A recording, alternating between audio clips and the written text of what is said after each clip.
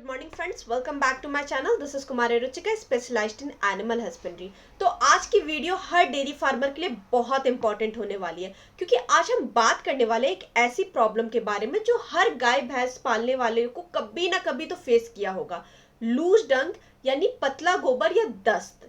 तो आज का जो सवाल है, क्या लूज डंग जो है वो उस इन्फेक्शन से होता है? क्या हर बार एंटीबायोटिक देना जरूरी है? तो हमारा जवाब है नहीं। लूज डंग का फर्स्ट एड जो है वो घर पे बिना एंटीबायोटिक का दिया जा सकता है। तो आज हम इसके बारे में सारी इंफॉर्मेशन जानेंगे, और ये भी एक रिक्वेस्टेड वीडियो है। ये भी हमारे से ये जो सवाल है ये एक सब्सक्राइबर ने पूछा था, तो उसका रिस्पॉन्स हम कर रहे हैं। तो आज की वीडियो बहुत इंपॉर्टेंट होने वाली है, तो एंड तक जरूर देखिएगा। और आधी इंफॉर्मेशन बहुत ज्यादा हानिकारक होती है। तो सबसे पहले बात करते हैं कि लूज डंग को समझना बहुत ज्यादा जरूरी है। ठीक है, लूज डंग जो है ना वो एक ऐसा सिम्टम है, वो कोई डिजीज नहीं है। मतलब लूज डंग जो है ना वो कई रीजन की वजह से हो सकता है।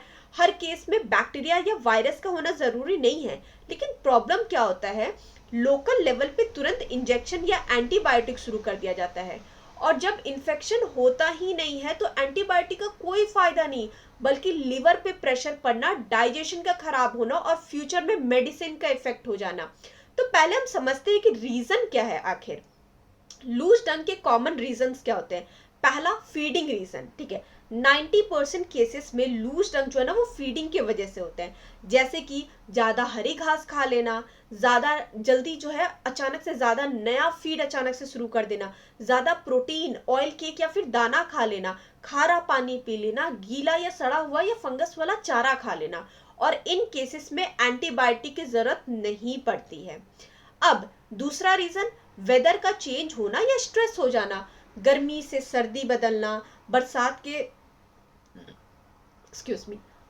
के सीजन, ट्रांसपोर्ट की जगह बदलने का स्ट्रेस, और इसमें भी डाइजेशन डिस्टर्ब होता है, इन्फेक्शन नहीं होता है। ठीक है, अब बात करते हैं कि मिनरल्स और फाइबर्स की कमी, नमक की कमी, मिनरल मिक्सचर नहीं मिलना, सूखा भूसा का कम हो जाना, इससे गोबर पतला, चिपचिपा और बदबू वाला हो सकता है। अब बात करते हैं कि कब इन्फेक्शन सोचना चाहिए। तब इन्फेक्शन का डाउट हो सकता है जब बुखार हो, गोबर में खून या म्यूकस हो, जानवर बिल्कुल खाना ना खाए, बहुत ज्यादा कमजोर हो जाए, तब मेडिकल ट्रीटमेंट की जरूरत पड़ती है।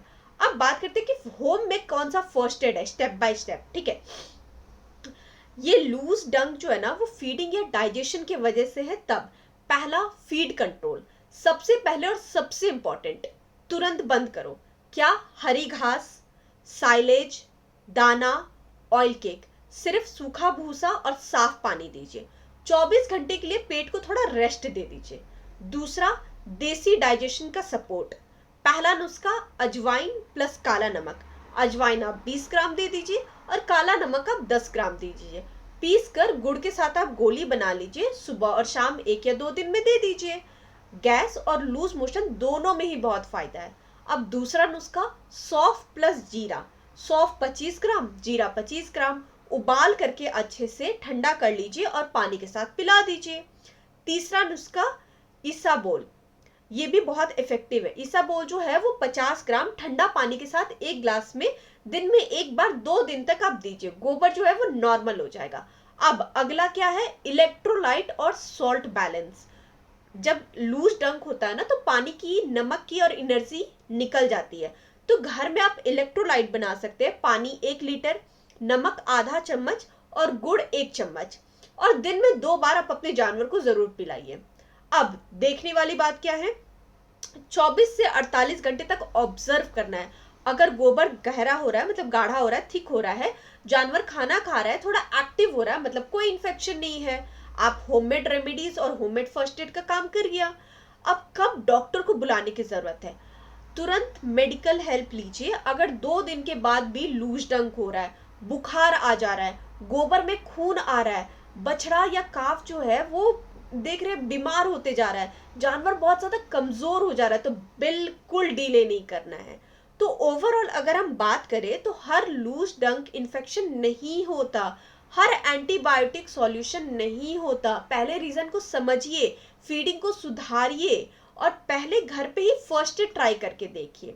और एक बार ट्राई करके देखिए, इससे क्या होगा, पैसा भी बचेगा, जानवर भी सेफ रहेगा, एंटीबायोटिक रेसिस्टेंट से भी बचेगा, और साथ ही जो भी चीजें मैंने बताई है वो खिलाने से उल्टा बॉडी की इम्यूनिटी ही डेवलप होती है। ये पूरी इंफॉर्मेशन आपको कैसी लगी हमें कमेंट सेक्शन में जरूर बताइएगा, और हमारे चैनल को लाइक, सब्सक्राइब और शेयर करने के लिए आपका बहुत बहुत शुक्रिया। Thank you so much for watching this video. Have a good day.